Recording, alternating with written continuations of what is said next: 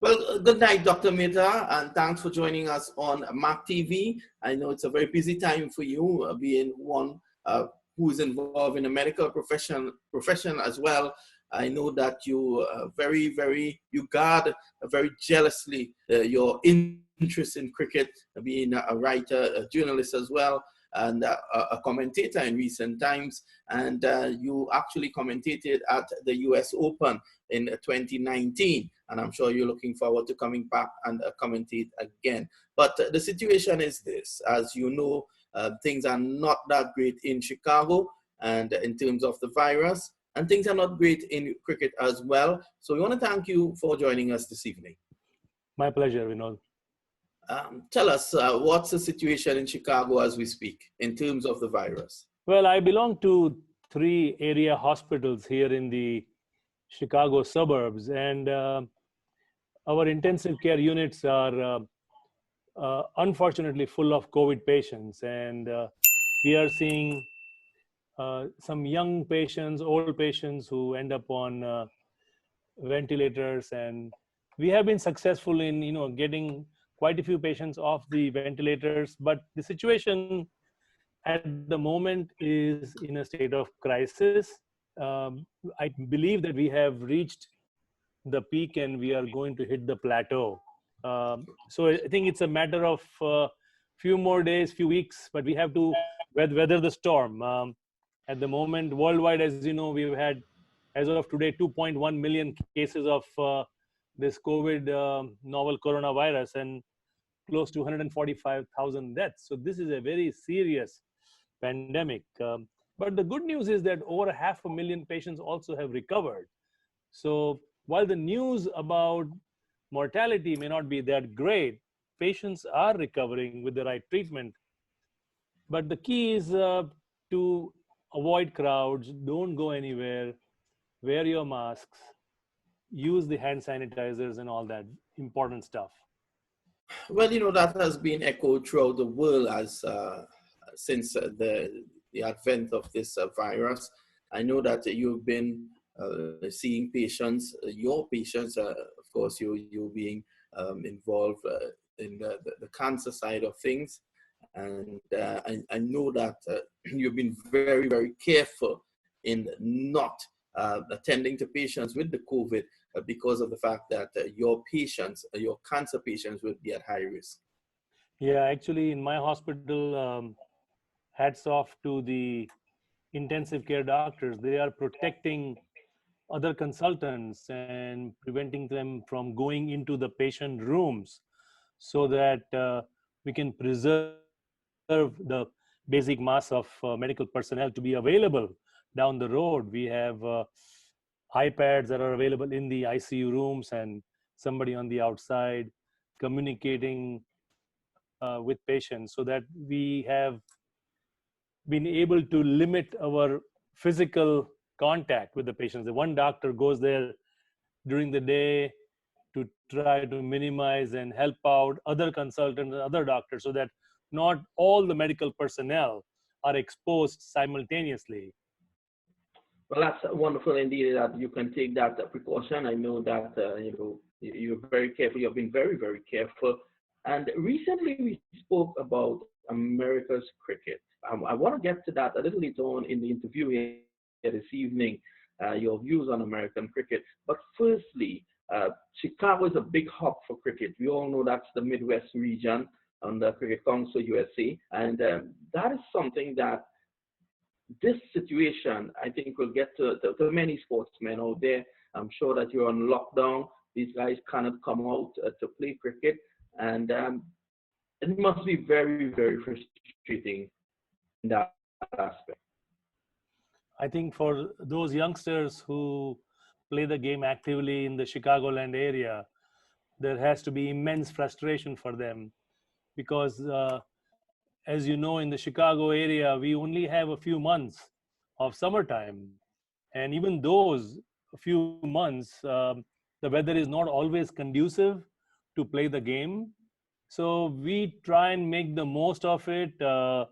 All the cricketers who play a variety of leagues on the south side, north side, tennis ball cricket, proper cricket, what have you, they are itching to go back. Even in my area where I live, there are some boys who've been asking me, when do you think this is going to open, Dr. Mehta? I said, right now we have to exercise caution. These are unprecedented times. These are circumstances beyond anybody's wildest imaginations. We have never seen anything like this in our lifetime, at least. My father-in-law who is 90 years old, he has gone through these kinds of things, back in the days of World War. But we are talking about historic proportions of curtailing events, and sports is one of them as well. And it has been very frustrating, I think, for cricketers the world over. Just earlier on this week, we saw that the IPL it has not been cancelled, it has been suspended again. How big is that for the IPL itself, the BCCI, who are controllers of that league? Well, I mean, IPL continues to be, and most probably will be, one of the marquee events in the T20 format globally. It has been the leader of the pack, which has eventually mushroomed into, PSL tournaments in Bangladesh, Australia, and various other countries. So IPL being cancelled, as far as I'm concerned, was a foregone conclusion. I think they were trying to see if there would be some kind of a window that they could create down the road, depending on what would happen with the World Cup T20 down under in Australia. But I think for now, wisdom has prevailed, and they have kind of kicked the can and postponed it for the time being. But I would not be surprised at all if there is no IPL in 2020. Well, I know you've been very close to the situation. You have been doing your own research as well, and you are also being fed information from the medical fraternity on this dreaded virus. Today, I was having a discussion with someone who said that we might well be in this situation until 2022. That surprised me. Your thoughts on that? Well, that I think nobody really knows, Vinod. It could be an opinion from a group of people, but the social distancing which has been implemented is probably going to last much longer than what we originally thought. Because this virus, right now, we are in the middle of a pandemic. And as weeks and months go by, it will peter down into what we call as an endemic. And Mm-hmm. the numbers will start to go down, but they will not be zero. So there will always be that risk that will be around people. So, and our inherent human personality is such that, once we know somebody in our family, a relative, or myself as a physician, knowing that I have seen so many COVID patients, it is always at the back of your mind. So certainly if Wankhede Stadium opens up tomorrow, I can tell you that I will not be the first person to rush down at Wankhede Stadium, or any stadium in the world, to line up and get my ticket. I would be a bit concerned about it.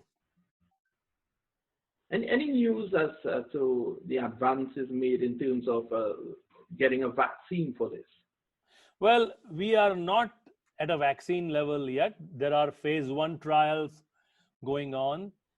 Before a drug is eventually approved by the Food and Drug Administration here in the United States, it has to go through phase 1, phase 2, and phase 3 trials. So phase 1 trial is to look at safety. Is it safe to give it to human beings? They look at the basic concept of phase 1 trial is that. And once we pass the phase 1, we go to phase 2, and then we go to phase 3. And that is where we test the efficacy. Is it working to prevent the COVID-19 viral infections? Because at the end of the day, we want to give the vaccine and see if the immunity builds up. So what we don't have right now is a vaccine, but what we have right now is what we call as the plasma therapy. Mm-hmm. What I mean by that is, you let's say you have a patient who has had the COVID-19 viral infection, and that patient has now recovered. You have tested the patient 2 weeks later, and the patient is clean.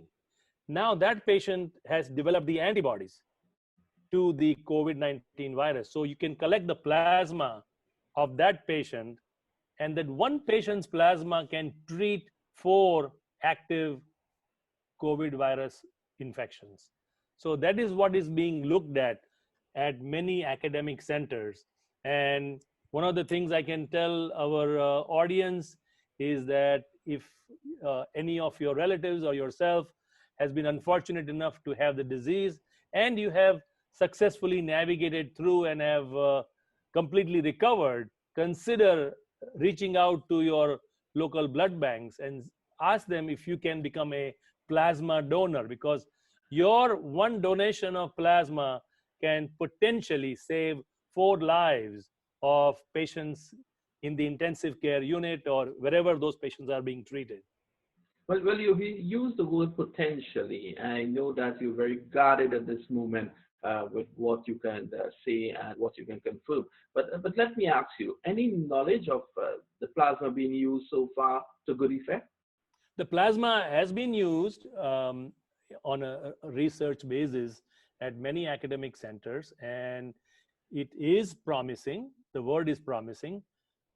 We are looking for long term situations. We just don't want to be happy with the fact that patient is effectively cured or uh, the situation has been corrected. We want to make sure that that patient has long term benefit, that there is no recurrence. Because right now, what we have done is, instead of giving the vaccine and letting the patient build the antibody, we have directly injected the antibody from what we call as a convalescent plasma into the patient. So the plasma approach is clearly a promising one. It is quite tedious because you have to have a donor. The donor has to go to a particular facility to give the donation, and then the blood bank has to properly reach out to the patients who are in most need, because as you can imagine, worldwide the need for such convalescent plasma is premium right now. But plasma is not the only thing. I mean, initially we got all excited about hydroxychloroquine, but then some studies came out that hydroxychloroquine is beneficial only in a small percentage of patients. And now there are some studies that seem to suggest that it may not be as great as we initially thought it was. There are a few other drugs also in the pipeline. As you can imagine, the scientists all over the world, physicians and researchers, are in this at a agonizingly fast pace, believe me, to try and find something that would be meaningful for our patients, because we have been struck basically with lightning, and now we are kind of all jolted, and everybody's trying to run to their scientific community to find something. But I think wisdom has to prevail. We cannot find something that quickly. Vaccine doesn't come just like that. It takes about 1 to 1.5 years for a proper vaccine development. This is not like T20 cricket where you can just get things done quickly. It has to go through multiple layers of phase 1, phase 2, different trials. And most importantly, we want to make sure that this is a vaccine that provides protection.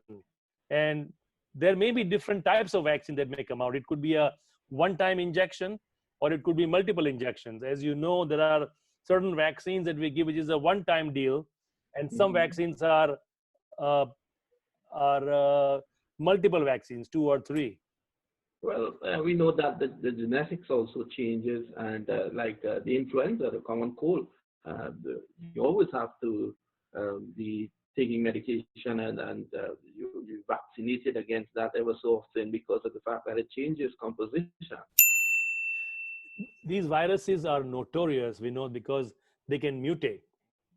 And you could have one type, and then the virus could change colors, and that's throwing a googly at the scientific Mm. community, trying to come up with, trying to restructure your whole plan of a vaccine. So, a lot of companies are in a race right now to make vaccine, but they have to be very careful to address the basic viral structure and make sure that there are no changes occurring. Because if you make a vaccine today with one viral imprint, what if we were to change? Then you kind of have to start all over again. Yes, it's like thinking on your feet, batting whilst you're batting out there. Right. I read somewhere or heard somewhere that there are already some level of mutation, and the physician who was speaking on it was saying that it depends probably on the location of where people would have been affected by it. So there is a certain mutation in China. There is a different one in America. He's saying that. I don't know how true is that. Well, I think there is ongoing research on that, and I think uh, information coming out from one institution, you have to take it with a pinch of salt. We have to have some validation about it. Just because there is a mutation in one area, that those samples are analyzed at multiple locations, and then they are able to come up with a final answer. Well, this is why we have you on Mark TV here tonight, because of the fact that I know that you're a very measured individual and you don't speak out of turn. And this is why, we want to give our viewers a realistic view of the situation as it is and what is there to come. Let me just change gears a bit. We have the US Open from December the 16th to the 19th. I know that you don't have a crystal ball in front of you, so you're not able to say for certain. But knowing what you know of the situation, and I know you're privy to certain information, uh, do you think it's far-fetched, like the Chicago Bulls beating the Los Angeles Lakers, that we may get cricket in December? Well, you know, as you know, I'm an oncologist, and a cancer doctor is always optimistic, Yes. not only for my patients in life, but also for sports. So, if I'm thinking with my heart, yes, US Open would happen in December, but when I put my scientific thinking cap on, I would have some reservations. But remember, December is kind of far away. So there is an outside chance that we may be able to conduct uh, the tournament in December in Florida. I would not say no at the moment. I would say 50-50. How's that for an answer? That's fair enough. That's fair enough. For Mark Rishi and Cricket Council USA may well look to shift it to Trinidad because of the fact that at present there are 113 positive cases in Trinidad and Tobago. Unfortunately, we've had 8 deaths, but out of those 113 positive cases, we have 49 has come from one source, which was those who attended a boat cruise and came back into Trinidad and Tobago. So I think it has been it's under control. You can't compare it to the bigger nations. We're a nation of only 1.2 million people. Well, yeah, I mean, I hate to say that, but you're comparing apples and oranges. But, the advantage of an island is you are really confined. Uh, you can control kind of what comes in and out of the island. Here, we are all on land. There is free traffic flowing everywhere. So, the incidence and the ability to control is totally different than your beautiful island of Trinidad. Well, as the virus, we were speaking earlier on that the virus could well mutate and has the ability to do that. I think cricketers may well mutate as well in terms of what they can really do to get some sort of um, cricket in, whether it is in their living room, whether it is in the front yard. I know you have a sprawling mansion there that should I come to Chicago, we can probably play in your backyard. We can have our own little T10 tournament in my basement. No, Yes, but, I know. Mhm. but to your point, Vinod, about what the cricketers must be going through in their minds, I think it must be horrible, because these players are these top athletes. Whether it is football, basketball, cricket, what have you, uh, they are trained to perform. They are trained to go out and entertain the crowd, and people love to come in, and everything has changed in the world, hasn't it? Everything has changed for all of us. And when patients ask me, "So, Dr. Mehta, when are things going to become normal?" And I said, this is the new abnormal. A new abnormal. This is the new abnormal for us. So don't talk about normal. Whatever you enjoyed. Now, moving forward, you know, March, April, May, June 2020 onwards, we have the new abnormal. We are not going to shake hands with people. We are not going to give hugs to people. We're going to keep some distance. And that is the respect that we have to give each other, so that I don't transmit to Vinod Mamchan and Vinod Mamchan doesn't give it to Nilesh Mehta. So I think this is the new abnormal, like I would like to call it, because I think we all have to be cognizant of the fact that this virus is deadly. I have seen some extremely unfortunate situation. Just today's example, Vinod, going back, I'm sorry to go back to this COVID situation, but wanted No, to, right ahead. uh, I got a call this morning about a 60-year-old male, and I can relate to that. I'm 61. So 60-year-old healthy guy, factory worker, who for the last 3-4 days had some cough, fever, and shortness of breath. So he kind of fit the classic triad for the COVID-19 infection. And he was brought into the emergency room by his family. They checked him out, COVID-19 positive. They admitted him. And in a matter of 2 days, the guy's on a breathing machine. He's on multiple pressors. He's on multiple antibiotics. His bone marrow is affected. His blood counts are affected.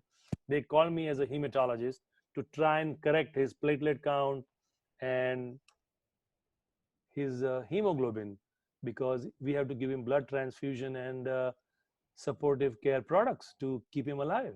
And in all likelihood, he's probably not going to make it, because there are these patients, from the time they come, and if they are to deteriorate, they go downhill very Very fast, quickly, we have very noticed. quickly. Well, yes. Well, a lot of people, on a positive note, though, a lot of people, they're using the time in this quarantine to uh, just refocus, look to get some things done which they haven't done already. At Cricket Council USA, I know the guys there, they are looking to see what could happen in the future. I know whenever it clears, they will be ready to roll with a number of new initiatives. They have been working in the background. One hopes that this is a situation with Cricket America as well. And they are, because definitely they have a group of young players who are on the fringe of making a name for themselves in international cricket. This is not what they would have wanted.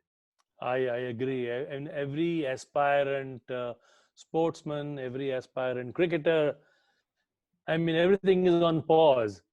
But I think that they all have to keep their focus on their workout routine, their diet regimen, and continue to maintain a focus. I think the uh, ability to focus is going to be the key, and the mental strength for every athlete is going to be the key, because an athlete or any sportsman who is actively playing sports right now has to maintain a certain level of physical activity. They cannot go to the gym, so they have to work out at home. And if you are lucky to have a big enough gym in your house, you can work out. Otherwise, you have to come up with other alternatives. How are you going to keep your muscles in good flow? Because after all, a lot of these sports is muscle memory. whether it is golf or cricket, you have to keep your muscles in prime shape. You have to, do your stretches routinely.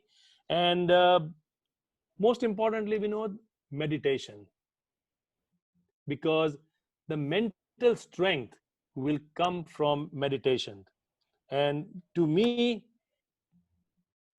when you have a strong mind, having your strong body, good muscles, good physique, good ability will all be enhanced. Because, you know, and you and I were talking about this, you can have talent and technique, but you have to have the temperament to put all those three T's together so that you can enhance your sporting career and, use your experience.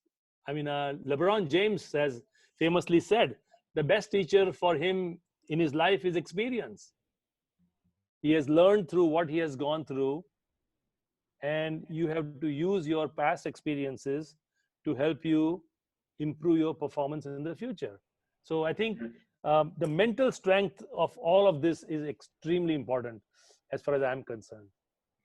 Well, players could use this opportunity to work on the mental aspect of their game, and we will be getting to some of the players as we go along in other episodes here, where we'll be finding out from them what they're about, what they're going to do, and I want to agree with you because here in Trinidad and Tobago, some of the officials have already spoken about it. This is an ideal time to develop your game mentally. Because at the end of the day, there's only so much you can do um, in terms of the physical aspect. The former West Indies assistant coach, Toby Radford, an Englishman, he has started what is now the batting booth, which is an online coaching scenario where you take clips of your batting, you send to him or your bowling, and he would recommend, what you can do. Probably it's something that the cricketers might want to take advantage of over the next few months because it's going to be very difficult to go back out there. So I think when you drive around Washington Park, you may not see any of the guys out there playing cricket. But I think the message that we should convey to all the cricket loving fans that are watching this broadcast is prepare yourself, because this is the time that you can invest in yourself, in your health. And the health is not only physical health but mental health also, because a lot of the sports we play, mental health comes into the picture so many times. And we have seen umpteen examples of sportsmen that they derive that mental strength and use it to enhance their you know basic talent and technique. I'll tell you something though. Going through this lockdown quarantine period, you have to have mental strength as well to come out of this, unscathed, so to speak. Can you repeat that? I missed the I was saying to come out of this situation that the world has found itself in, this quarantine period, this lockdown period, that requires a level of mental strength. Absolutely, absolutely. And it's not only you, because you are going to be surrounded by a family friend or your neighbor who has gone through this, and you're going to be seeing it all around you. Somebody or the other will know that so and so successfully was treated for COVID-19. And when you hear stories like that, you're going to be more aware of what is happening. And when this lockdown and everything eventually gets relaxed, people are going to rush into this. And I think my advice to everyone is that take your time. Take your time. This lockdown was there for X number of months. Give yourself some time and get back into the game slowly and confidently.